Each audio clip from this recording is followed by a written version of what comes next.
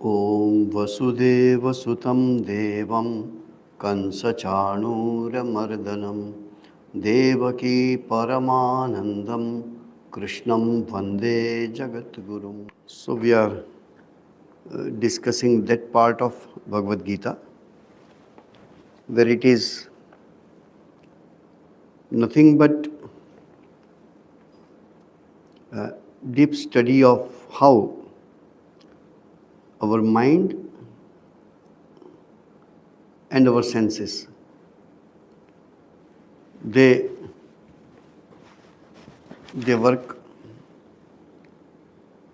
So either mind follows the senses or the senses will follow the mind. If senses follow the mind,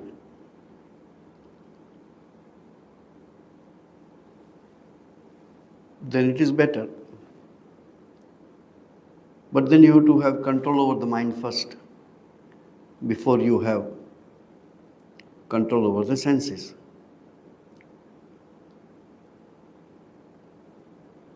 If the mind follows the senses, it is worse. It's like your steering wheel will follow where your wheels wants to go. That cannot happen. So the steering will decide which side the wheels should be moving. So, many classes we discussed this idea that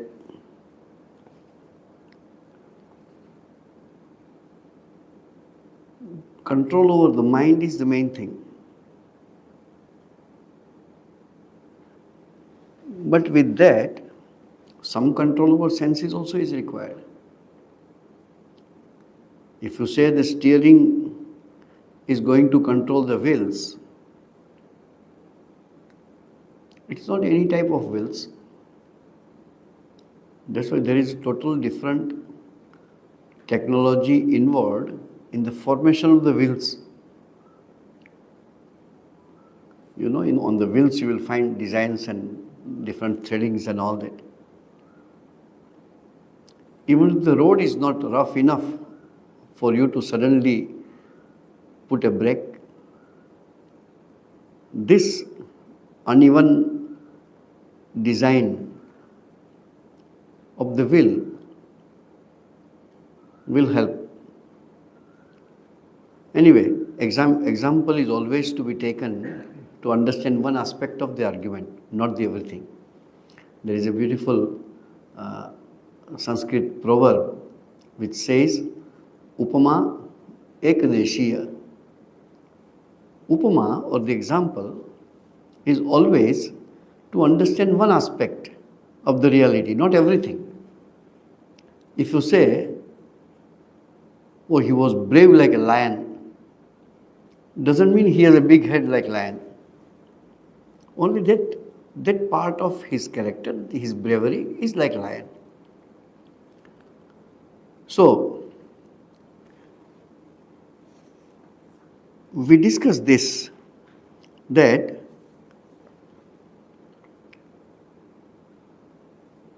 very interestingly, Sri Krishna also puts in Bhagavad Gita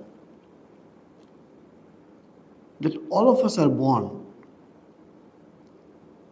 We are all born extroverts. If somebody is by birth introvert, it is very rare. Everybody is born extrovert. We have 5 senses of knowledge and 5 senses of action. So you will find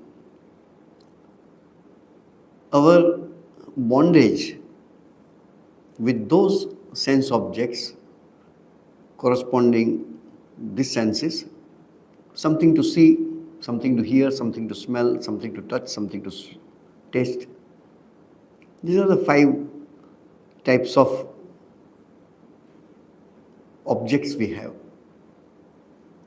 So you will find we all have less or more extrovertness for the particular sense. Some people like to see, some people like to hear, some people like to touch, some people like to... But none of us are free from any of the five senses.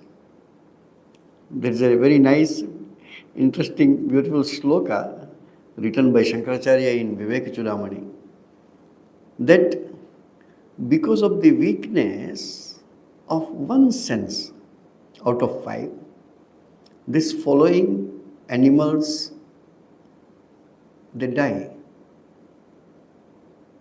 The sloka comes, Kuranga Matanga Patanga Meena.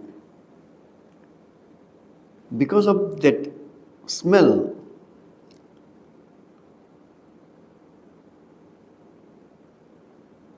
an elephant, a male elephant, is attracted to the female elephant.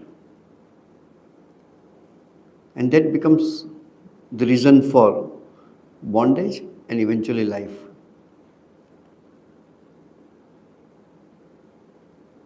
The light, the moth, it is so much attracted to the light that it dies because of light. Cannot go away from the light. But in the same sloka, Shankaracharya puts, what about human being who is extrovert by all the five senses? We are equally good in all the five senses. We like to see, we like to hear, we like to everything, all the five senses, not a single sense we leave behind. So we are bound, or we are under bondage, all the five types of bondage.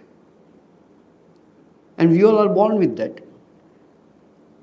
Sri Ramakrishna was asked this question: if God realization or the realizing the truth that I am Atman, if that was the goal of life, why God made us so extrovert? Sri Ramakrishna's first answer is, how should we know why God did that? That's the best answer. But then he says, he wants to churn out the best version of you. Tough exams are there. In India we have varieties of tough exam, UPSC and this and that, so many. Why the question paper is so hard? What was the purpose? Everybody study hard to pass through. But very few can pass through. And if you ask, request, see, we studied hard to pass the exam. Why you made an exam question paper so tough? It should be simple, no? So that all of us can pass. No. They want to churn out the best among this group. All the exams. You have hurdle race, 100-meter hurdles or 200 meters or whatever. Why they keep hurdles? So that only the best player will come first, not all Tom, Dick and Harry. So all these are hurdles in our life. Sri Ramakrishna says that God wants to churn out best version of you out of that. So the control over the mind, control over the senses is all that is eligibility and the difference between one person and another person. We all are born same.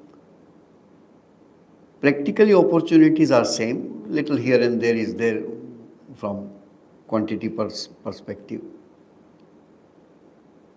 Maybe some are born in a rich family, some are born in a poor family. But God has given 24 hours to everybody. He is not partial. Few things are given. Except few unfortunate, we all are born with two eyes and ears and all the senses more or less fit. But inside material is different. All of us, what is the inside material? Is the state of mind. Is the state of how much we are able to control ourselves.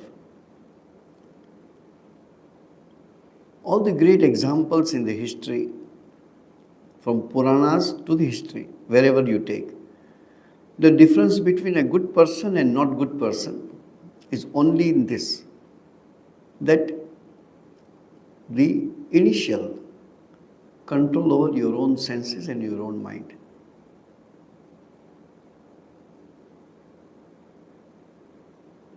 Extreme examples are there. We had an incident, one Swami told me long before, that he went to one place, one ashrama. So one very senior devotee came in his 70s. And he said, Swamiji, can you give me a few minutes time? I want to talk to you, something very personal. So the Swami says, okay. So in a little free time he was called. The gentleman was so much afraid, he said, can I close the door? I want to talk to you. Swami said, I don't mind, you close the door and talk. And then the gentleman burst into tears.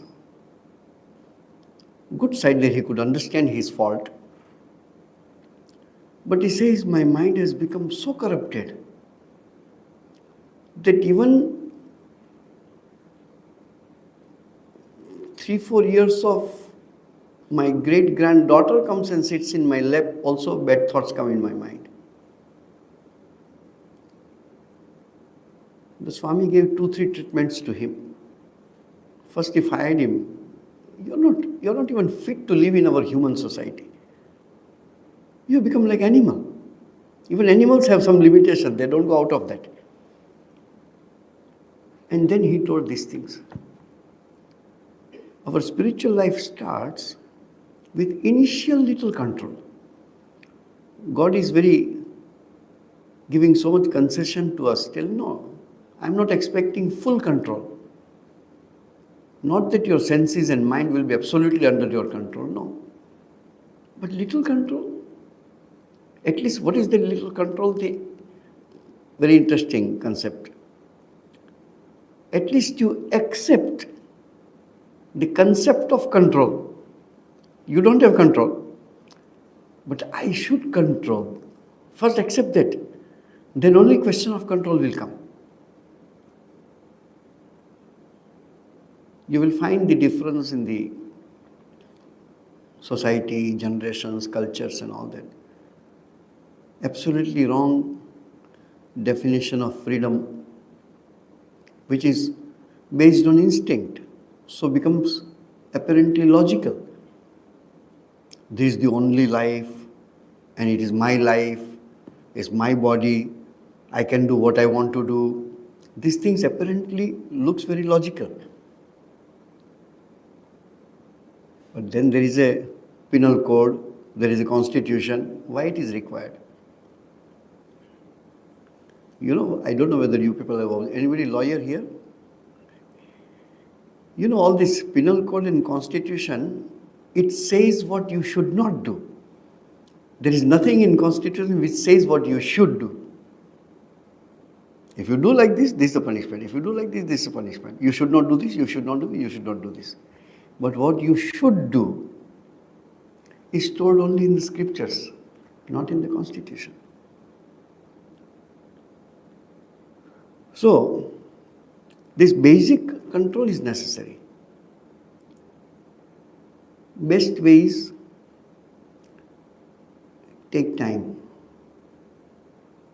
For example, I am tempted to steal this. Take time. Tell your mind, first and foremost, it's not good to steal. But don't steal now. Maybe you steal later, in between you think. Then when you think, you will come to know, no, that passion will become little light.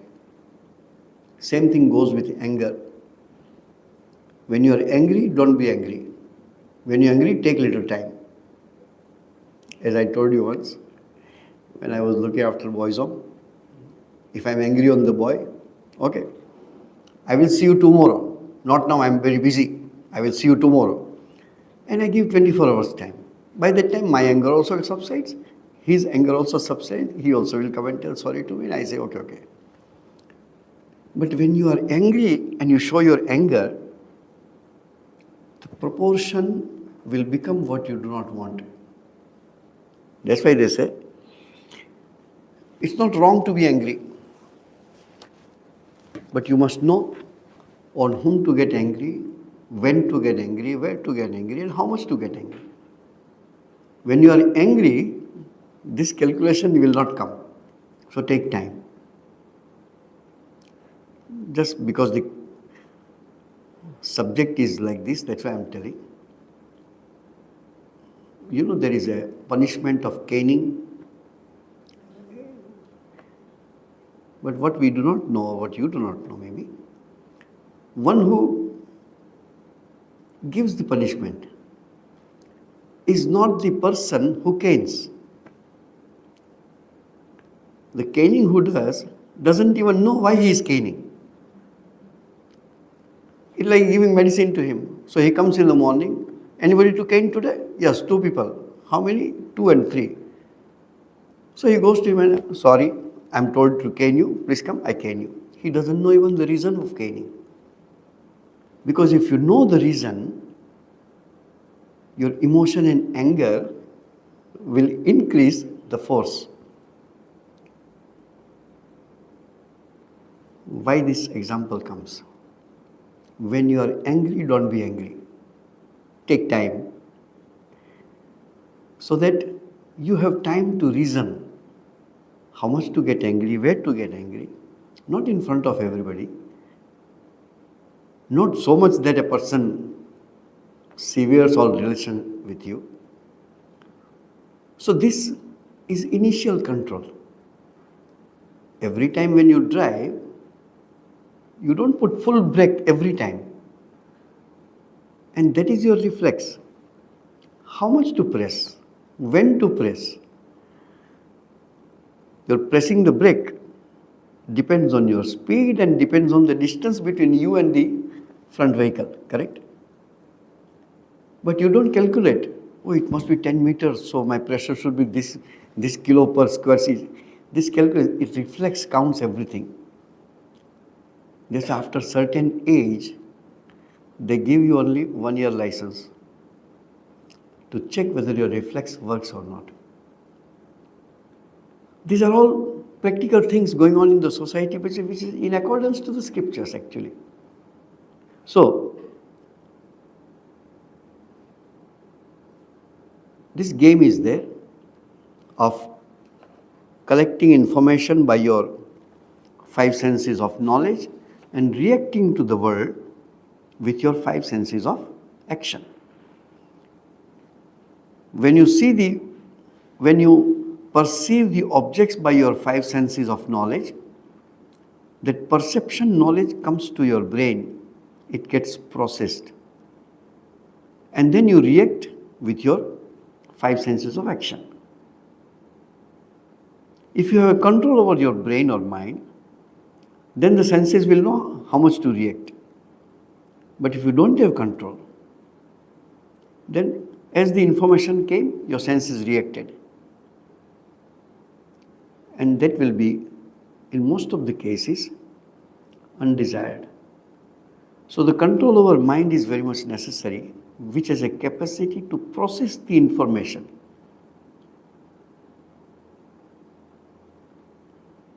Somebody told a bad word to me. Anger came. So immediate reaction people do.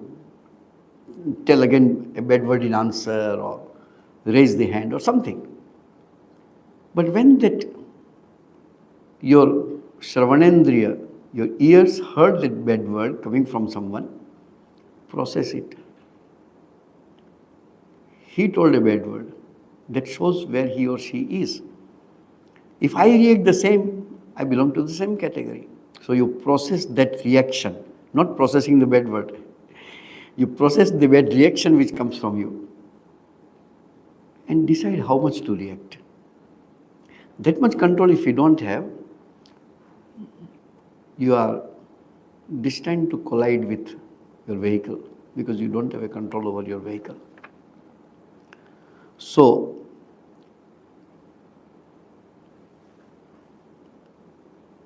if you have control over your senses and your mind is little more confident on yourself, and with controlled senses and the controlled mind, that person gets a kind of serenity. That serenity which is created by the control of the mind and senses is called prasadam.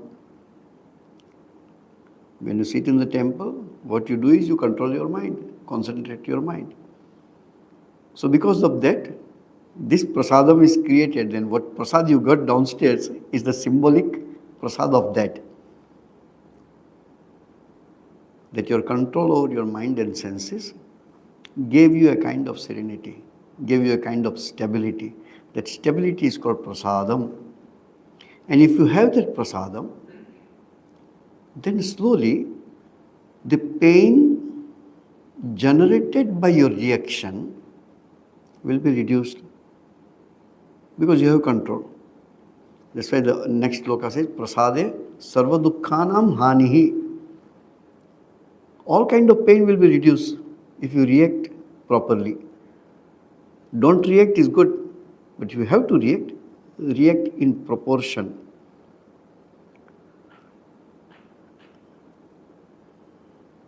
Then he told the line of action that if you are not fit, that means you don't have any control over your mind and senses, your buddhi, your intellect will not be stable, will not be disciplined. And because of that, you will not have that peace of mind which allows to meditate you. Many times when people ask this question, or we ask ourselves, we are not always, don't mistake that we are always in the answering side of the question. We also have question of our own. So, you can't meditate with any kind of negative emotion. You are very angry, immediately go and sit for meditation, cannot. You are very lustful, go and sit for meditation, you cannot. You are very greedy, very hungry. Any emotion, if it is there in you, will not allow you to meditate.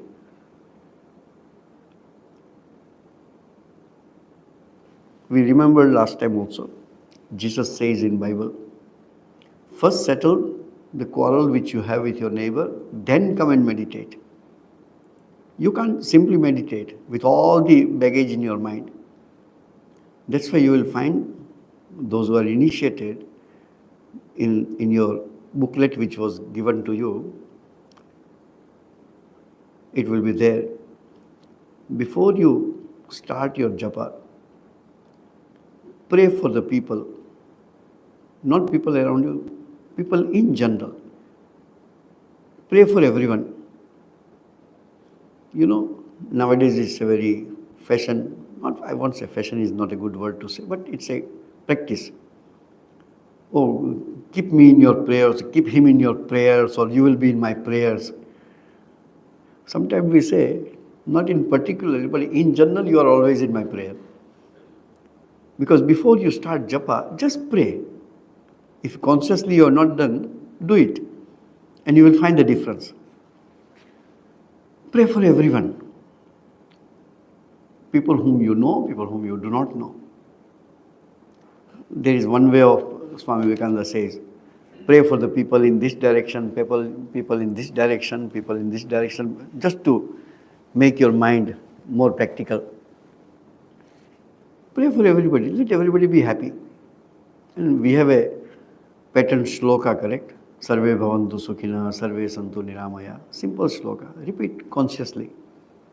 Effect will be that your mind will be ready to do japa. Let me give an example. When you wash your clothes in a washing machine, you don't see that. If you want to wash your clothes by hand, what you do?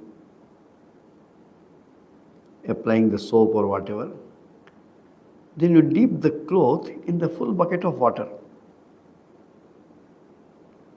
Water has to be pure, no? In that, when you put the dirty cloth with soap, that dirt of the cloth will go to the water. But if you take little water in a cup and put that cloth, you cannot wash. So whatever dirt is there in this small piece, expand it in prayers for everyone. So as if the dirt goes away and you become more expanded, your mind becomes more expanded emotionally, and then it is easier to do japa. Many times it is said, you can do japa as you like, but in general they say, do some simple stotra or simple one song which appeals to you. Then you will find your mind gets concentrated. You know, the puja which we do, the initiation booklet which was given to you, what was the name of the booklet? What was written on that? Those who just took initiation. On the booklet something is written. What is the name of the book? Upasana Paddhati. The way to do Upasana. In Sanskrit grammar, the purpose of Upasana is a Chitta Ekagram. Upasana nam tu Chitta Ekagram. For concentration of mind, only Upasana is required. In Upasana, what you do? On Puja, what you do? Bring fruits, bring flowers, bring the durva grass, bring chandanam. You practically collect your mind from everywhere and sit for puja. So, until your mind is diluted in something very huge, very big, that's why when you see the ocean, you feel happy. When you see the vast meadows, very green, you feel happy. When you see Himalaya, you feel happy. Most of the people on your monitor screensaver is a natural picture in general. Mind becomes good. Even those who are medically also, they say if you are using computer, just in between look at the green grass or at least picture of the grass, if not real grass. This gives your mind as if becomes impurities are diluted, so to say. So you cannot meditate until your mind is at peace. Nowadays there is again, I don't want to use fashion, but prayers for the world peace. Everywhere world peace. So I always try to say, world peace will never come until you are at peace. I have so many problems and I score the whole world and then I go and give a lecture on the world peace. It's not going to help. To increase or to establish peace in this world, the simplest thing what you can do is be at peace yourself. So, if you don't have a peace of mind, you can't meditate. Nasti buddhi ayuktasya. Your intellect is not firm. For whom? Ayukta. If you are not fit, means you don't have a control over your mind and senses. Nacha ayuktasya bhavana. And if you are unfit, you can't meditate. Nacha abhavayata shanti. And if you cannot meditate, you cannot pray, cannot remain even quiet, how you are going to have peace of mind? Ashantasya kutas sukham. And if you are ashanta, if you are not at peace, you won't be happy. Happiness is direct corresponding to your peace of mind. If your mind is at peace, you are happy. If your mind is at not peace, you are not happy. That's why when you do a mistake and when you really say sorry with all your sincerity, you feel relieved. Why? This is the reason. that you accepted. And we told you, little ego is to be bent and say sorry. Very interesting how children, we have nowadays small children in our home. So when they sit for lunch or dinner, we tell them to keep the feet straight, not one feet or another. So you don't observe, you see. So one day children were taking lunch, and I also was taking. So I have a habit of putting my leg over another leg. The 4-year-old Sophia says, "Foot down." Nothing wrong. So I put my foot down. Now okay? Yes, now okay.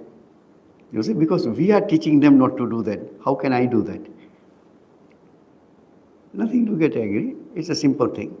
But it is that. So if you don't have this, to be happy, you have to be peaceful.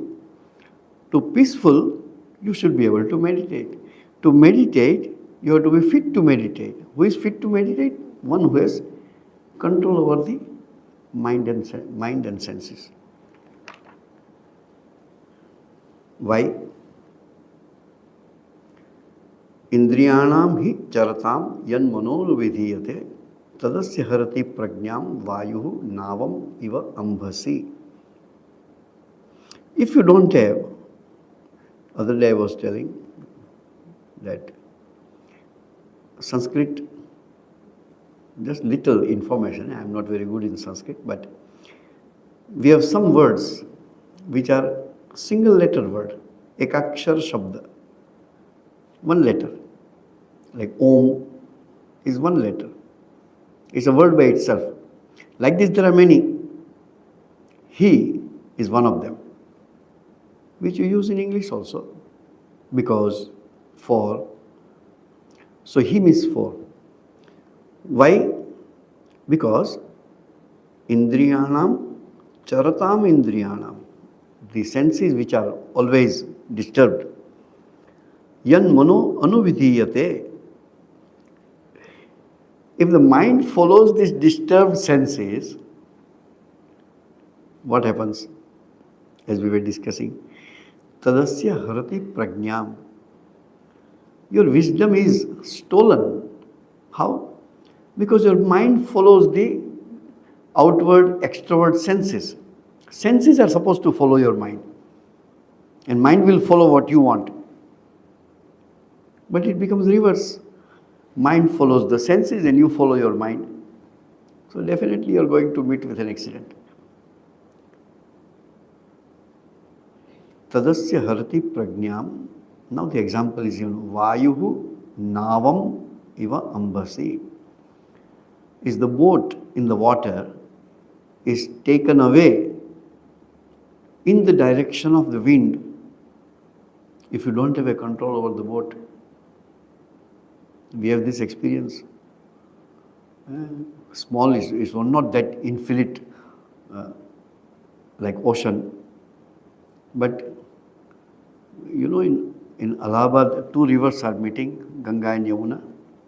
So when the river meets, that is the place where you take bath. So you take a boat, usually from Yamuna side because water is clean and calm. You go to the place where two rivers are meeting.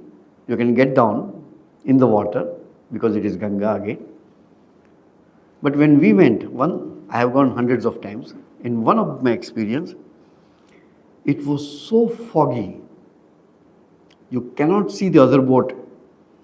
Even loudspeaker, hundreds of them are playing music and all that. You can't hear anything.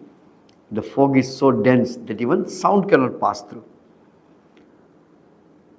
And the Ganga's force is too much. Yamuna's force is not visible. So as soon as our boat entered into water of Ganga, it took us quite far. And all the sides it is white. The whole atmosphere is white. East, west, north, south, you don't know anything. No sound is audible. So our boatman is not able to go any side.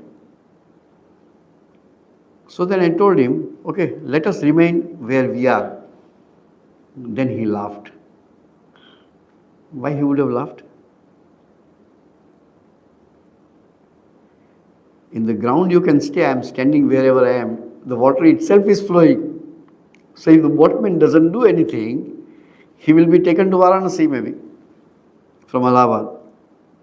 So he has to do some activity, and that also to be. So then we put our signs, put your, what do you call it? What do you call it? Huh?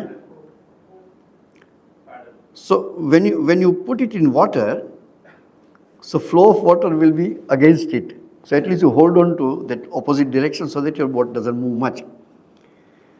We waited for 2 to 3 hours just to fog to get clear. And the more fog got clear as the day advances or rises, then we started hearing the sound of all the blowing horns. And then by the time our Swamis complained to police and all that, 2 Swamis with 2 devotees have gone to take bath and have not returned last 5 hours. So all announcements started. We don't have any news that any boat has lost, etc., etc. But we came back after 4 hours almost. So this is the meaning. Vayuhu nava iva ambhasi. If you don't have control over your boat, the wind and water can take your boat anywhere. In the same way, if your senses which are out of control, and if your mind follows that senses, you definitely are going to miss somewhere. Tasmat, this is the famous sloka which we quote many times. Tasmat asya mahabaho nigrihitani sarvashah indriyani indriyarthebhya tasya prajna pratishtita. Your mind can be established to be fit to meditate when indriyani, senses, indriya arthebhya, from the sense objects. If you have a control, nigrihitani, sarvashah, in every possible way, if you have a little control over your senses, so that your senses and your mind doesn't go astray because you have little control over that, then only your intellect or mind can be established. This concept is very practical, and we must understand this. Other place Sri Krishna says, Tasmat Indriyani Adau Niyamya Bharatarshava. At least in the beginning, have little control over the senses. All our practices, many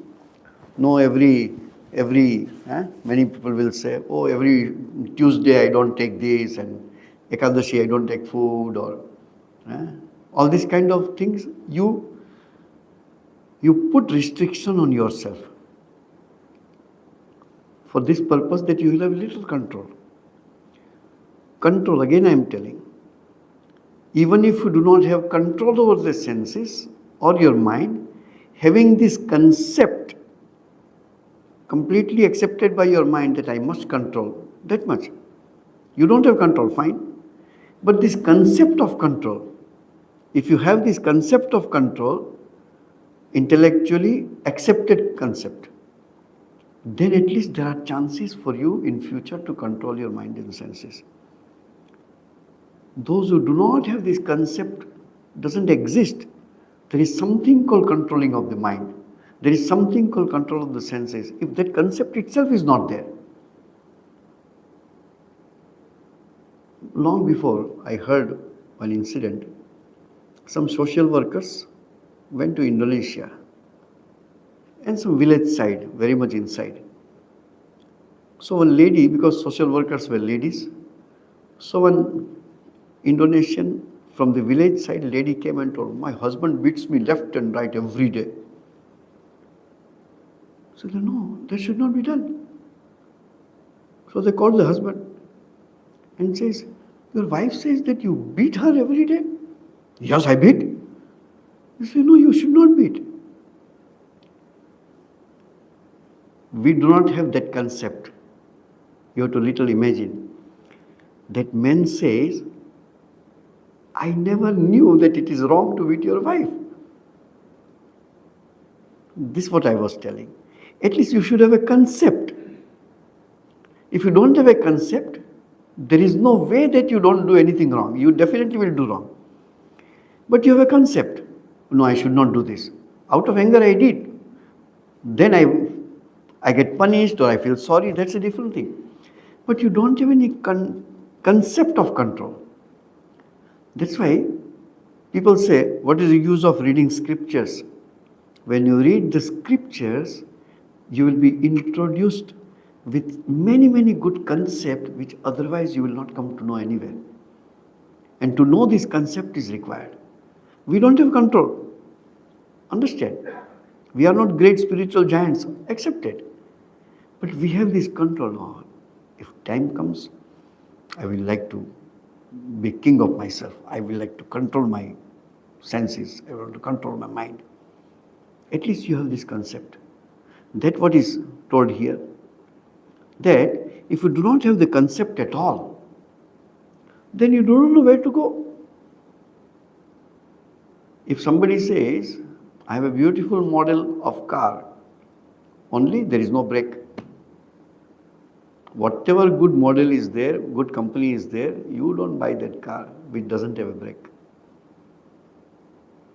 But if you don't have a concept of brake, all the cars definitely will meet with an accident. Spontaneously, what I remember, I tell, about 40 years before,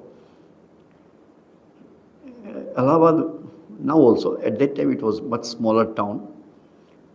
You don't have 15-20 taxis are there in the whole city. So we used to travel by horse carriage, Godagadi. So generally this horse carriage drivers are very funny people. So, and it's a very, very good feeling of going by a horse carriage. In between his running commentary will go on. And continuously he is speaking something which is very funny. But now I understand so meaningful. One side he is hitting the horse so that horse keeps running. Then he used to say, I don't have a brake like you, okay? So be away from my horse carriage. Even if you have a bicycle, it is a brake. I have a horse. I have to tell him to stop by pulling the reins. It is his wish whether he wants to stop or not. So you cannot ride that carriage where horses are not under your control. Control over the horses are the brakes in the car.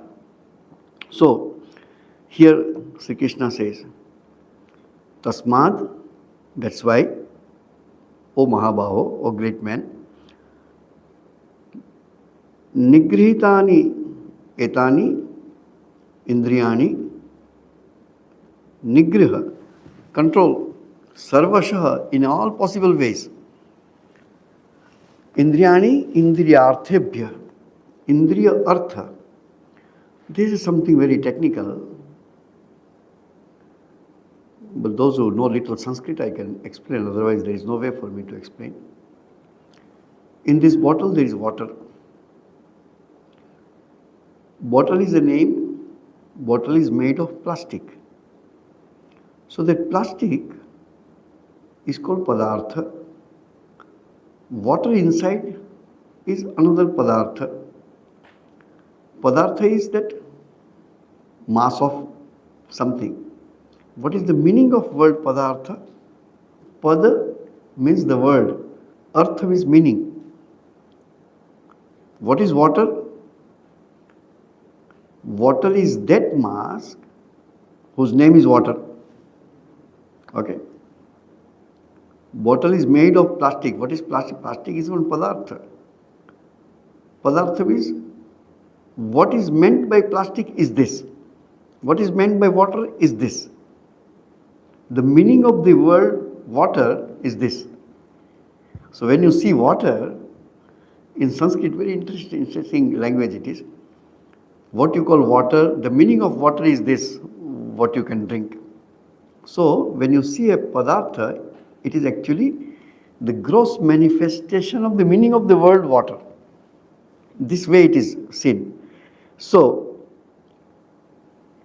in every possible way, having little control over the mind and senses, even if you do not have much control, but intellectually you must be convinced that I must have control.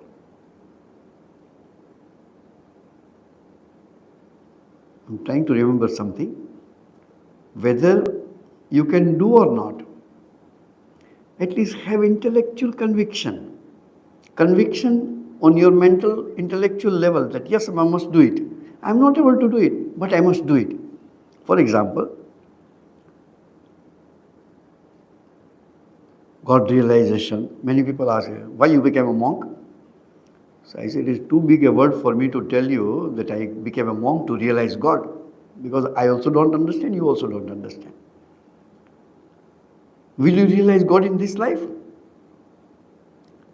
I said, I do not know. Why? But intellectually I am convinced that I must do this. I don't have a capacity. As much I have a capacity, that much I will go forward. That's why in English it is said, an intellectual conviction is half the battle won. If you have intellectual conviction, I remember one Swami when we asked, Maharaj, you are teaching Vedanta for many years. Have you experienced that you are Atman? So he told this answer. I don't have a doubt when scripture says that you are Atman. So if you have an intellectual conviction, read the scripture and have intellectual conviction. I know when a pin pricks, I also feel pain. That doesn't mean I don't have a body consciousness. Sri Ramakrishna also was hungry. He used to take water, he used to take food, etc. That doesn't make you ignorant. But your intellectual conviction, what scripture says is true, is half the battle won. So, spiritual life, we progress. The more we progress, your intellectual conviction will come. Realization cannot be put in words. But your conviction about the scripture, there is another way of telling. Swami Shuddhanji was asked this question. So he told that I can't say whether I have realized or not, but I don't have desire for anything in this world. There is another way. I remember Bhuteshanandaji, he was our 12th president. He was not well. Maharaj, you have to be okay, otherwise everybody will be pained. So Bhuteshanandaji used to say, I have no will to live. That doesn't mean I want to die. I am free from this both. I am free from this both. Desire for dying, desire for death, and desire to live. That's a very high state of mind anyway. But concept is this, that whatever scriptures, once you think what Thakurji is telling in gospel is true, what Bhagavad Gita, Sri Krishna says is true, that much if we have a conviction, that also will go a long way. Anyway, very interesting next sloka comes which requires a lot of explanation, called Yanisha Sarva Bhutanam Tasyam Jagarti Sanyami. That which is night for other beings, there the yogi remains awake. And where the whole world remains awake, the yogi sees night in that. What is the meaning? We shall see later on. Om Shanti Shanti Shanti Harihi Om Tat Sat Sri Ramakrishna Arpanamastu.